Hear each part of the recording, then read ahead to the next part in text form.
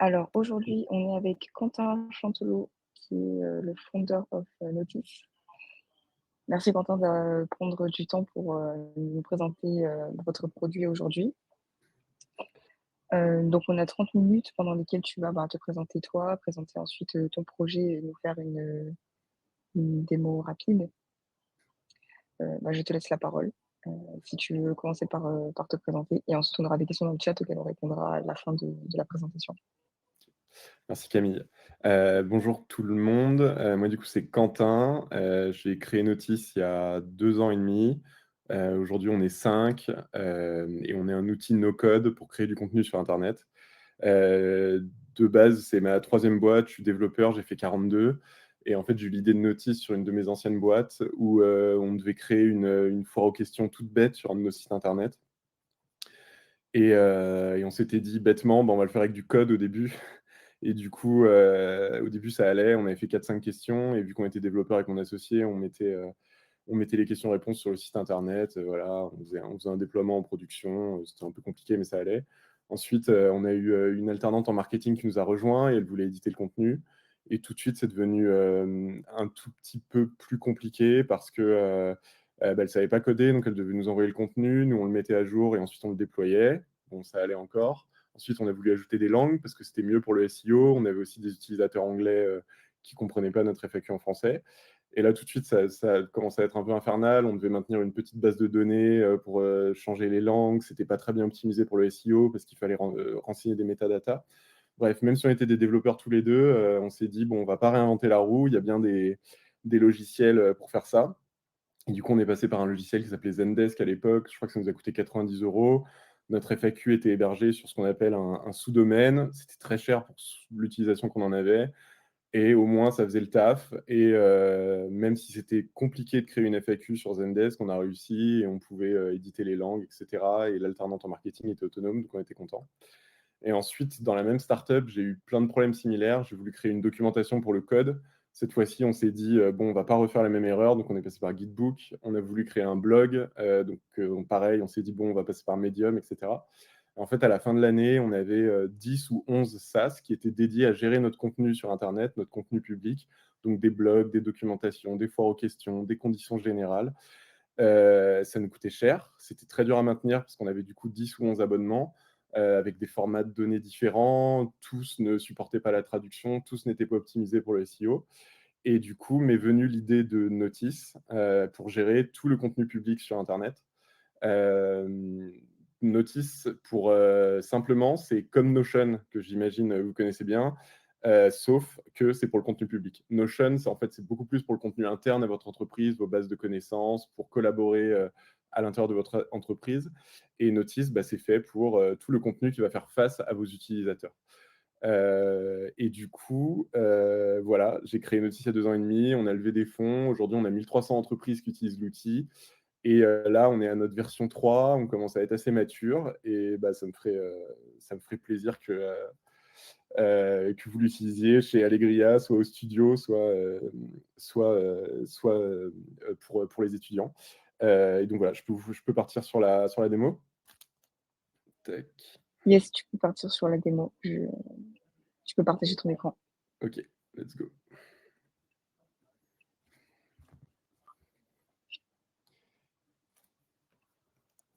OK. Alors, donc Notice, le but, c'est que vous puissiez créer n'importe quel contenu public en moins d'1 minute.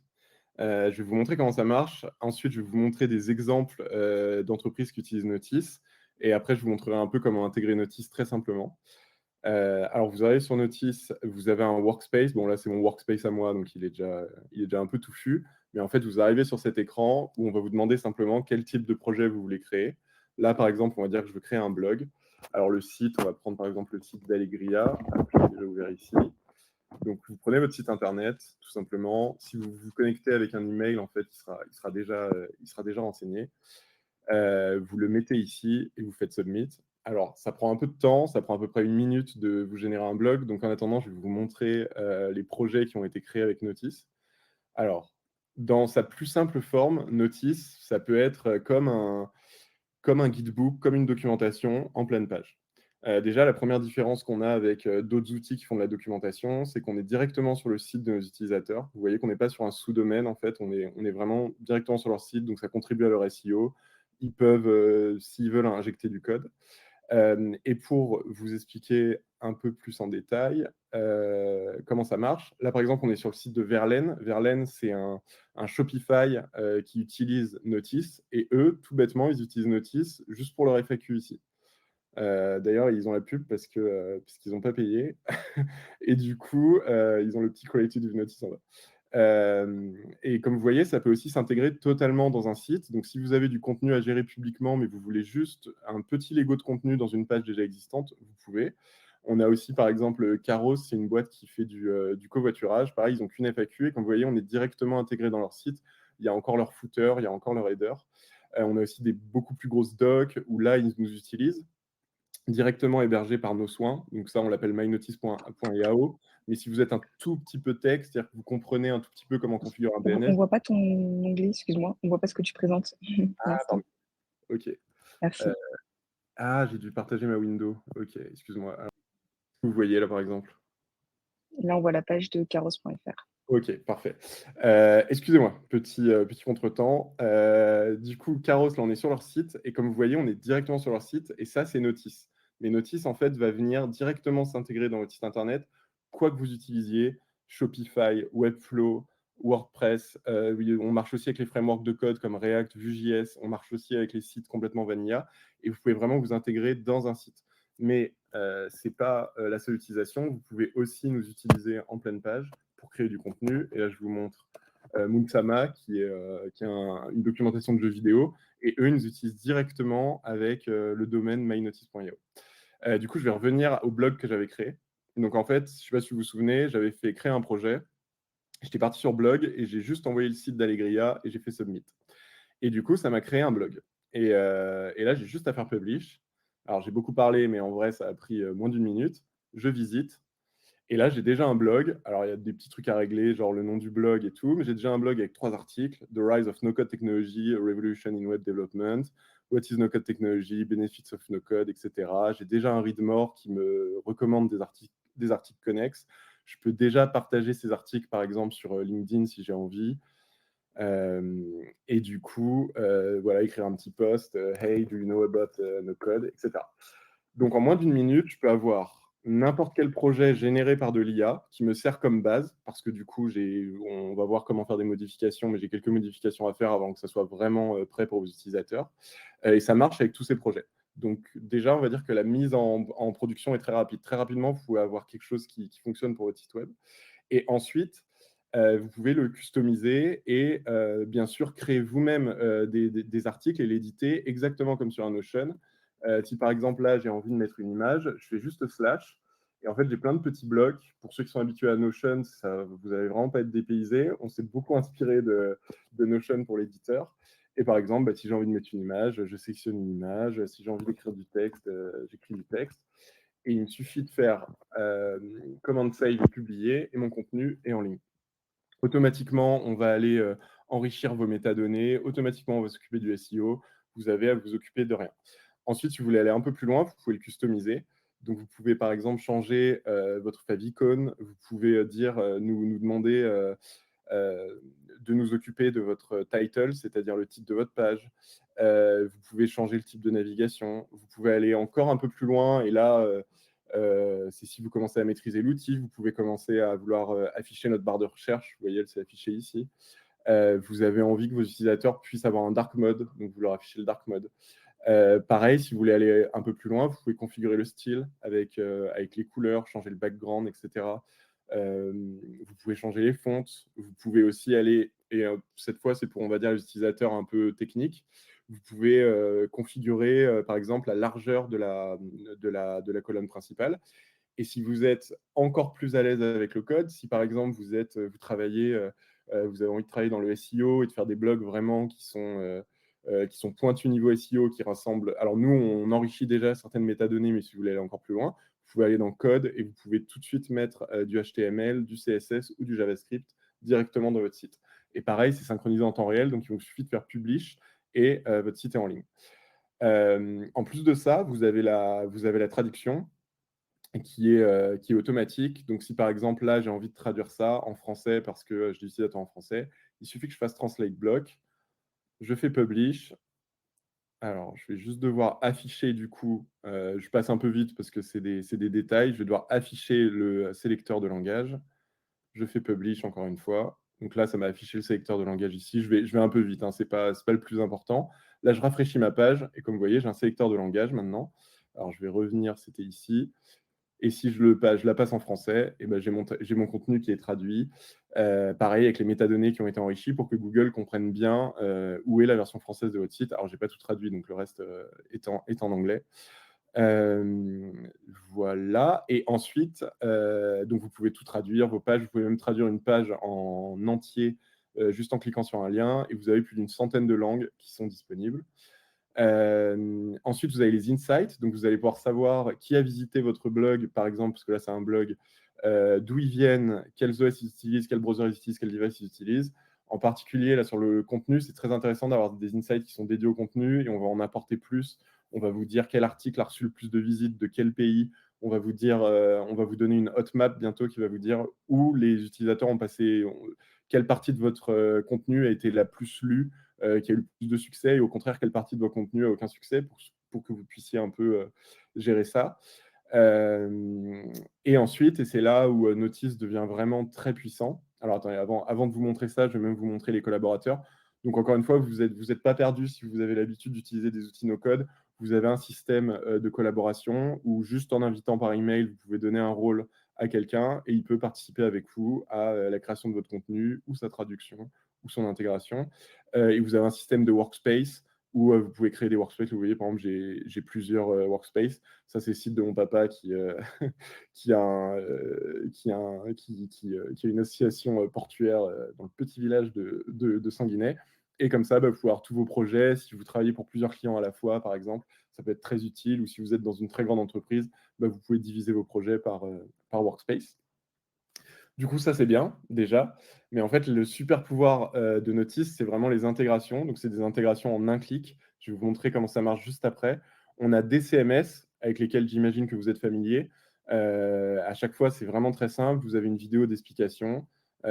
Shopify, voilà, vous avez une petite vidéo avec Hélène qui vous présente comment utiliser notre intégration Shopify. Je vous montre ça en live et c'est là où en fait il n'y a personne qui fait ce que fait Notice aujourd'hui, c'est que nous on se met directement dans votre site web. Donc là, je suis sur Shopify par exemple. J'ai juste ouvert un site, hein, tout bête, c'est notre site de démonstration. Voilà, j'ai plusieurs pages, home, etc. Donc là, je vais dans ma page blog et je vais vouloir. Alors, parce que je ne suis pas du tout habitué à Shopify. Tac. Donc là, par exemple, je vais vouloir ajouter un bloc. Je cherche Notice, je mets Notice Heroku.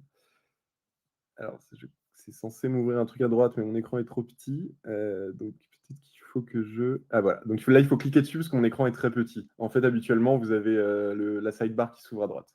Donc je vais dans Notice Project ID. De toute façon, Hélène vous explique tout sur les intégrations. Je copie cet ID. Donc c'est expliqué dans le tutoriel. Encore une fois, vous avez aussi un tutoriel en texte si vous cliquez ici. Je copie-colle cet ID ici. Et en live, alors là, j'ai mis le coding exercice, c'est pas dingue. Essayons plutôt de mettre une FAQ, par exemple. Donc ça, c'est notre foire aux questions chez Notice. Je vais essayer de l'intégrer. Donc je vais dans l'intégration, je vais dans Shopify, je copie l'ID, je retourne dans Shopify, je mets cet ID ici. Et là, j'ai ma FAQ qui est intégrée. Bon, ça m'a l'air de s'être bien passé. Donc je vais sauvegarder et je vais aller voir à quoi ça ressemble. Donc là, ça c'est mon site de base, et du coup je l'ai mis sur la page blog 2, et là comme vous voyez, j'ai une foire aux questions, avec de la métadonnée, qui peut être en plusieurs langues, avec un formulaire de contact que j'ai activé. Et imaginons que je me dise, j'aime pas trop ce titre-là, parce que ça me fait un peu répétitif sur mon Shopify. En fait, il suffit d'aller sur Notice, je vais dans Customisation, Layout, donc Layout, ça veut dire l'affichage de votre page, et j'ai pas envie d'afficher le titre. Voilà, je fais Publish et j'ai pas à republier sur mon Shopify. En fait, il suffit que je refresh là. Donc là, j'ai juste fait un rafraîchissement de navigateur et comme vous voyez, le titre a disparu. Donc tous vos changements sont pris en live.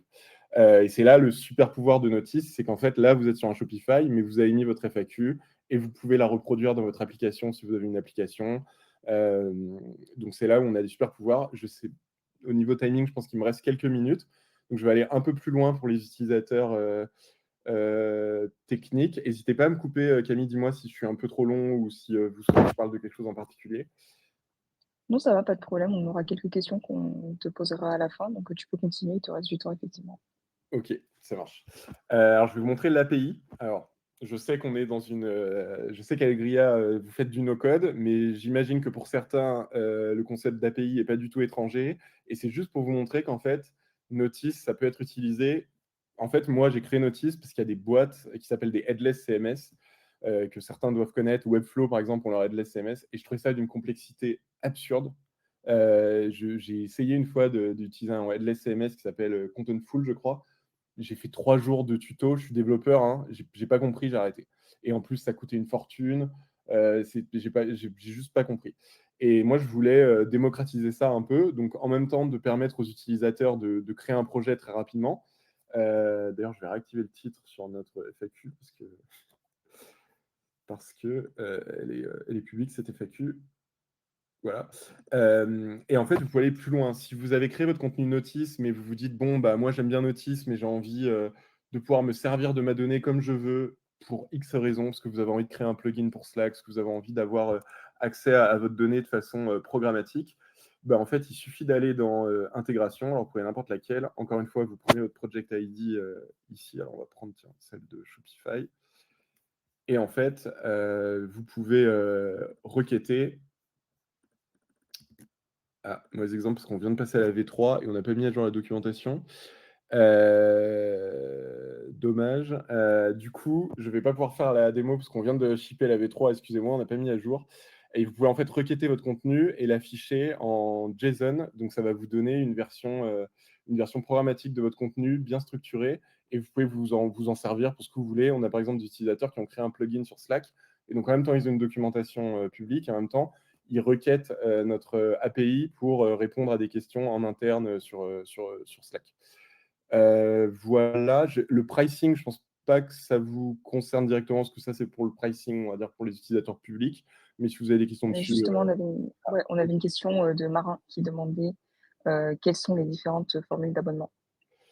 alors, là, c'est le pricing aujourd'hui public. Donc, on a un freemium qui est assez permissif, où vous pouvez avoir du contenu. Par contre, vous allez avoir le branding Notice et vous allez avoir le droit qu'à un seul collaborateur. Mais ça peut déjà vous permettre de tester le tool. Et on a des projets qui reçoivent des milliers de visites, qui sont toujours sur le free plan. Il n'y a pas de limite de visite, donc ça, c'est sympa. Ensuite, si vous avez envie de cacher le branding, si vous avez envie d'inviter plus de personnes, de créer beaucoup de projets, vous avez le plan Team à 9 euros par collaborateur par mois. Mais donc, vous pouvez gérer 25 projets hein, sur ce plan. Donc, imaginons que vous êtes deux, vous payez 18 euros par mois, il faut avoir 10 blogs, 5 FAQ, 3 documentations sur le même workspace. Et ensuite, on a le custom pricing pour les business. Typiquement, nous, on fait des deals, typiquement sur les incubateurs ou par exemple avec Allegria, si, je ne sais pas, on trouve un accord, on a des plans spéciaux selon le type d'entreprise. Par exemple, on a des agences SEO qui nous utilisent. Ben, on leur fait un programme ambassadeur où elles ont un code promo qu'elles peuvent envoyer aux utilisateurs qui ont 40% de réduction et eux-mêmes touchent 50% des revenus à vie des utilisateurs qui ramènent. Voilà. Et pour être tout à fait transparent, il y a aussi des utilisateurs qui payent plus parce qu'on les accompagne, parce qu'ils ont besoin d'avoir plus de 5 collaborateurs par workspace. Ça va plutôt être des grosses entreprises. Et d'ailleurs, on va bientôt publier un nouveau pricing à 18 euros par collaborateur par mois. Et ça, alors je ne sais pas si ça vous concerne directement, c'est plus pour des grosses entreprises où on va vendre 30, 40 licences, où c'est vraiment une utilisation purement commerciale du produit. Voilà.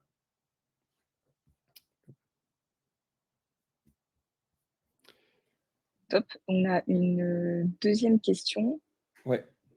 de Lucien qui nous demande si c'est une intégration iframe et pour les URL, comment cela se passe-t-il? Peut-on avoir des URL profondes? Ouais, alors très bonne question. Donc nous, vous pouvez intégrer Notice en iframe.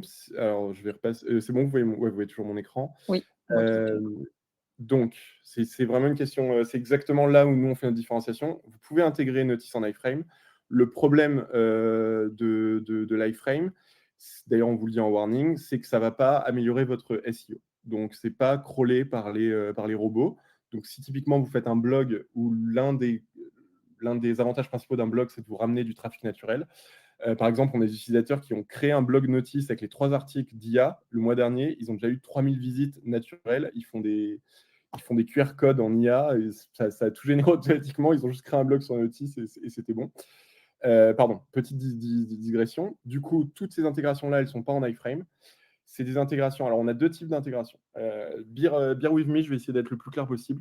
On a des intégrations comme sur Webflow qui sont par définition CSR. Donc, c'est-à-dire que c'est du JavaScript qui va copier-coller le code. Ça, les robots n'aiment pas trop, mais ils l'indexent quand même. Et on a des intégrations qu'on appelle SSR, qu'on est en train de déployer à peu près partout. Elles vont arriver sur WordPress et Shopify d'ici 1 à 2 semaines et elles sont déjà disponibles, par exemple, quand vous allez sur votre site hébergé par mynotice.io. Ça, c'est du SSR, donc c'est parfait. Si vous voulez, par exemple, le partager sur les réseaux sociaux, si vous voulez que ça soit crawlé par les bots, c'est parfait. En fait, pour être technique, on n'envoie que du HTML, donc c'est vraiment hyper compréhensible par les robots. Pour la gestion des URL, qui était la deuxième question, c'est bien ça, ouais, c'était la gestion des URL. Vous avez 2 choix. Alors là, par exemple, je suis en query param. Je vais vous montrer, par exemple, sur un blog, par exemple, sur le blog qu'on a créé, que je republie, parce que je sais pas, on avait dû faire des changements. Là, si je navigue, alors déjà, vous avez des ID. Donc ça, c'est pas très joli, les robots n'aiment pas. Vous pouvez régler le problème tout simplement en renommant votre domaine. Alors, ça me demande de republier, mais allons-y. En renommant votre domaine. Là, par exemple, je vais l'appeler Allegria Blog. Voilà. Et ensuite, il faut juste sauvegarder le site une fois. Hello World. Il faut sauvegarder une fois. Publier.